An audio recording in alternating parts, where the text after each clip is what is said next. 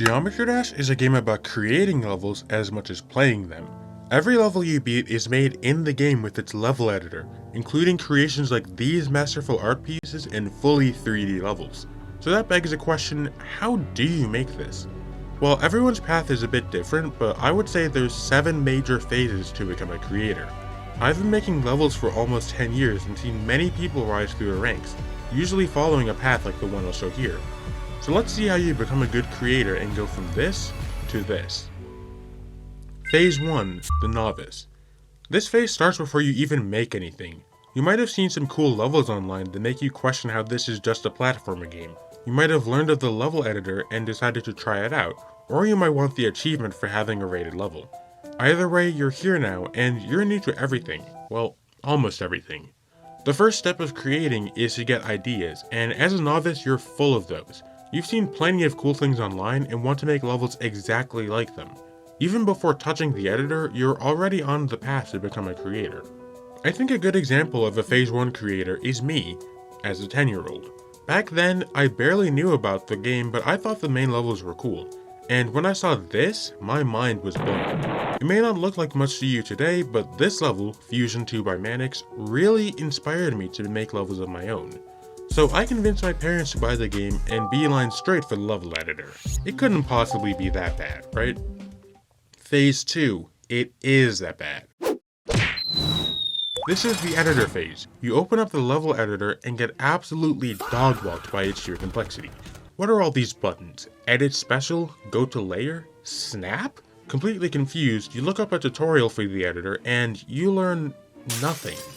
Well, kinda. You find out the levels are made of individual objects, kinda like constructing your own giant jigsaw puzzle. You also learn that this first tab is for finding and placing objects, the second tab lets you change their location, size, and angle, and this last tab lets you get rid of any accidents. Eventually, you learn how to change their colors, layers, and organize them. But this doesn't help you make this, does it? Phase 2 is, in my opinion, the hardest part of creating. The editor is so complex that it might feel impossible to make anything with it, and those dreams of making a masterpiece will feel very far away. You might even give up, say, I'm not a creator, and stop trying. This is a good place to talk about mentality. If ideas are the first part of creating, your mental state is probably the second. You see, creators who make it out of this level understand 2 things. Their ideas may not always work, and they need to be patient. Instead of trying to make a whole masterpiece, start with something small, like a single block. Before making a whole physics system, maybe learn how to use the editor first, or even just how one button works. Accept that you're at the start of your journey and give yourself lots of time to improve. Only then will you reach Phase 3, the Explorer. By this point, you know your way around the editor, mostly. There are still a few snags here and there, but you don't struggle with basic tasks anymore. Congrats on escaping editor jail, now it's time for your next steps. You're probably entering the community by now if you haven't already, and you're hearing plenty of new creating terms. There's gameplay, the blocks, spikes, and objects you care about when playing, and there's decoration, which is the visuals you see. Both of these are propped up by triggers, which make objects move, change color, and much more. You might choose one of these pretty quickly. Maybe gameplay feels easy, since you play the game, you know what's fun for you. Maybe deco, since it makes levels look cool and people talk about it all the time. Or maybe triggers are up your alley because you're just a nerd. Whatever you choose, you eventually realize there's a lot more to each type of building than you imagined. For instance, there are a lot of deco styles. Some are more realistic and require plenty of intricate details, some are really abstract or use animations and need effects, and some need a little bit of both to look good. There's a lot of choices you can make here, and since you're unsure what to do, you decide to try everything. You look up more tutorials, this time on things like making realistic deco or making good sync. You copy what the videos say to do and it looks fine, but when you build without a tutorial, it looks like trash. I need someone else to help me, you think, so you join a Discord server or community and ask someone to make a level for you, but nobody came. This phase is the point where you need to accomplish 2 things. You need to decide what you'll get good at first, whether that be a specific type of gameplay, triggers, or decoration. And after that, you need to put in time and effort to get good on your own. Both of these require focus, the main hurdle of Phase 3. Creators get stuck here for 2 reasons. They don't know what to do, or they don't put in the work to do it. The first part is really understandable. Creating means making lots of decisions, and since you're new to it, you may not know exactly what you want. Usually, these sorts of decisions won't hurt you in the long run. Like, if you decide to learn gameplay now, you can always learn decoration later. So if I don't know what to choose, I typically just choose something at random and commit to it. As long as you focus on learning one thing at a time, you'll get to improve much faster. The second issue is the actual learning process. Creating is a lot of trying and failing. It's a process where large portions of your work may be left unfinished or intentionally scrapped. You don't see this process with other creators unless they choose to upload their unfinished work, but you see every failed or unfinished project you make. Just know that this is normal and that not everything will work out as you want. Even if you ask others to help you, there's no guarantee they'll make anything at all. So to push through this stage, you can't rely on others to build for you. You should focus on trying your best, building the experience, and learning to push on no matter what happens. Phase 4. The Comfort Zone. This phase is like a rest stop on your journey. If you keep your focus through Phase 3, you'll eventually gain a few skills that just feel right. Maybe it's something like decorating glow levels or making ship gameplay, but it feels natural and doesn't take too much effort for you. This is your comfort zone, and it affects what you make and how you make it. For instance, if you make ship gameplay, you might prefer to outline the gameplay path first, or you might do it as you build structures. You'll also have a better mindset since you can make stuff that looks decent. If you can finish a minute of gameplay and decoration, you'll get a shot at a rate, which lets players beat your levels for rewards. This is the holy grail of creating for many people, so do you go for it? Well, you're making a level right now, so you send it in a Discord server and ask if it's rate-worthy. Some people say yes, others think it needs work, but one person says something different. To get a rate, you need a Geometry Dash moderator to see your level, and if they like it enough to send it to RobTop, you then need him to see and like it. That person thinks your level is good, but it's not interesting enough for RobTop or the mods to care. You'll have to make something way better or more unique if you want a rate. So what do? Expand your comfort zone and make new things, or get better at what you already know? This choice is one of the many you'll make in Phase 4, where your issue will be indecision. Being a creator means making lots of tough choices, and sometimes you won't know what to do.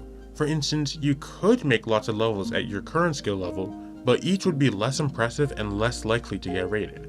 Or you could try making one big masterpiece, but if it fails, then that time and effort is wasted. Another type of indecision at this phase is with style. I'd say that most people don't like making bad levels, and that's not a problem here once you get your comfort zone. But having a comfort zone is a double-edged sword. You'll improve a lot faster by learning new things, but learning stuff outside your comfort zone is hard. Many people become afraid of trying new ideas and experimenting at this phase because they're worried that the results won't be good enough. Now, to be fully honest, none of these issues matter in the long run. You'll be fine no matter what you choose. Blee is one of the best known creators today, and he started by making lots of simple levels that used a fairly similar style. He got plenty of experience this way and refined his comfort zone until he got really good at it. On the other hand, when I was at this point, I experimented until I made something that felt good. Then I spent my time making one big level in that style. These are both valid ways to improve and reach the next phase, but you need to make a choice and commit to it. You don't want to get paralyzed by indecision where you're so worried about your options that you never make a choice at all. In my opinion, the best way to avoid this is to weigh the benefits and costs of each choice. For instance, if you scale up and improve at your existing comfort zone, you'll get far better at one thing, but it will take longer to improve. While scaling out and expanding your comfort zone helps with learning lots of new skills, but isn't as fun in the short run. You then choose which option has more benefits for you after subtracting the costs. And if you can't decide, then just flip a coin and choose randomly. And remember, if you're not satisfied with the results, you can always change your choice later. Phase 5, the established creator. You committed to your choice in the last level and through months or years of hard work made it here. Phase 5 creators usually have plenty of levels under their belt, and they're more flexible with things outside their comfort zone. You might have a few solos, which are levels you made all by yourself. You might have also taken part in some collaborations with others. But most importantly, you have lots of experience and plenty to show for it. At this point, you may gain a fanbase that loves your work and wants more of it. You'll probably be known for being a good creator, and most people will at least appreciate your work even if it's not their cup of tea. Most importantly, you're fast. You can make levels in only a few months, and they look good even if you don't spend tons of time on them. For instance, Sawdeth was a creator who made tons of collab parts a few years ago, often spending just a few days to make stuff like this. There's also Kuluk, who went through this phase a few years ago and made a big name for himself that way. With all this success, you might wonder, how is this possibly Phase 5? What could you possibly be missing that higher levels have? Well, don't get me wrong, Phase 5 means you're already a great creator. You can stay here for as long as you want since there's no real need to improve from here. Phase 5 creators don't stop because they're bad, but because of complacency. If they want to improve, it can't be for others but for themselves. Complacency isn't the only hurdle of Phase 5, however. At this point, you won't improve much at all by learning more of the editor or honing your object use. In fact, I'd say it's impossible to improve just by sticking to the game. For instance, you might make decent gameplay at Phase 5, at least nothing people will complain about. But Geometry Dash is a music platformer, and great gameplay uses both of these aspects. You'll need to learn how to connect your level to the song, and how to make gameplay that is fair and engaging for players, and neither skill is easy to learn through this game alone. This applies to other paths too. If you're learning triggers, you'll need to learn computer science concepts like loops, algorithms, and conditions.